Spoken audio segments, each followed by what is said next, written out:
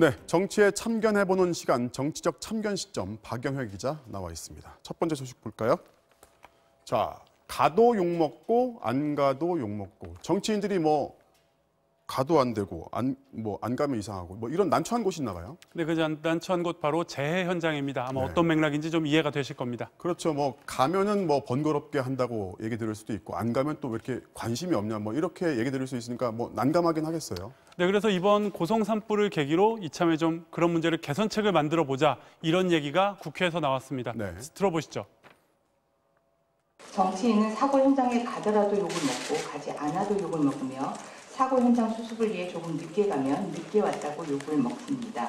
이번 기회에 국회 차원에서 정치인과 정부 요인들에 대한 행동 지침의 성격으로 재난 대응 매뉴얼을 만들고 자, 현장에 가면 방해만 되는 이런 방문은 하지 말자 이런 내용인 것 같아요.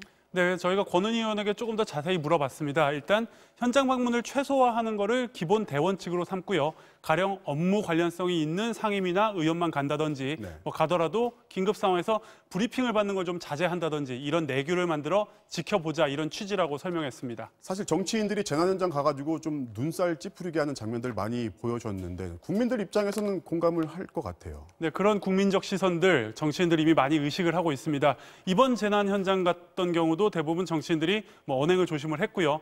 보시다시피 민주평화당이나 정의당은 방해가 되지 않겠다 이런 이유로 산불 진압이 모두 끝난 저녁 혹은 아주 나중에 현장을 찾았습니다. 네. 문재인 대통령만 해도 산불이 좀 진압이 어느 정도 됐다는 소식을 듣고 나서야 현장을 갔고요. 현장 지휘를 했던 이낙연 총리는 의전 문제에 대해 직접 거론을 했습니다. 한번 직접 들어보시죠. 네.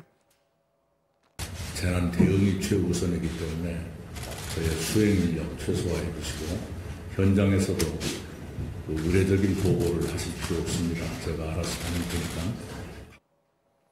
자, 현장 방문 매뉴얼까지 만들어야 하나 싶기도 하면서도 만들 필요가 있겠다라는 생각도 듭니다. 네. 자, 다음 소식 볼까요?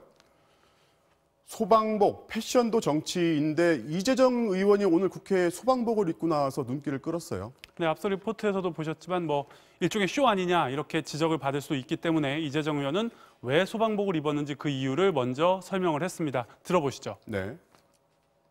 오늘 저는 소방관 제복을 입고 있습니다.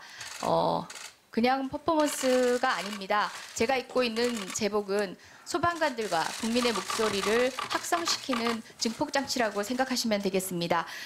그러니까 소방관 처우 개선을 위해서 소방관의 목소리를 담아서 이제 국민과 국회에 관심을 모으기 위해서 이런 옷을 입었다 이런 취지입니다. 자, 정책에 관심을 끌기 위해서 제복을 입었다는 건데 일종의 의정 활동의 수단이 됐어요. 네, 패션 정치라고 할 수 있을 것 같은데요. 원조는 한복을 입었던 18대 김을동 의원일 것 같습니다. 당시 한복을 입은 고객을 신라호텔이 거부를 해서 사회적인 논란이 됐습니다. 네. 그걸 비판하기 위한 거였고요. 작년의 경우는 바른미래당 김수민 의원이 개량 한복을 입었습니다. 이거는 한복을 입으면 고궁 입장이 무료인데 개량 한복은 안 된다 이런 문제가 있어서 지적을 하기 위해서였습니다. 태권도 구단인 이동섭 의원은 태권도복을 보시다시피 입었습니다. 이건 태권도 진흥법이 시행된다. 이걸 널리 홍보하기 위해서였습니다. 자, 어쨌든 정참식 코너에 등장한 것만 봐도 효과는 분명 있어 보이는데 이게 정책적으로 어떤 효과를 낼지는 지켜봐야겠습니다. 지금까지 정치적 참견 시점 박영회 기자였습니다.